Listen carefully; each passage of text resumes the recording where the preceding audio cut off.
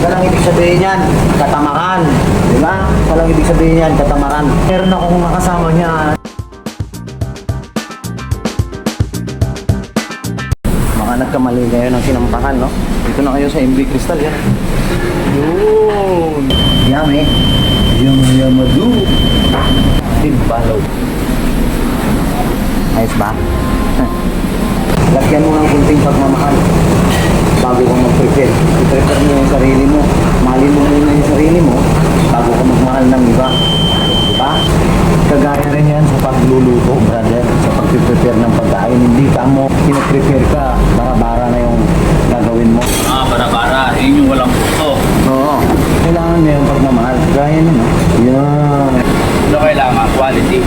Yeah. Kasi may sasabihin ka pa na hindi naman kakainin yan. Tarantaduhan yan.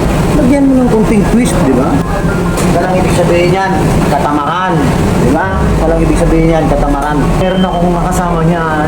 Imbitahan ko lang dito sila kumain ng alatunse. Kakain kayo di Crystal. 11 a.m. Tanghali. Libre ba? Libre. Tapos luto ni Biboy Banal. Hindi. Baka ni Florence. Ayan, pwede mo. Oo. Nagkapaiti yan. Malupit yan. O sige na, kayo na magaling. Sige, ciao. Bukas na naman.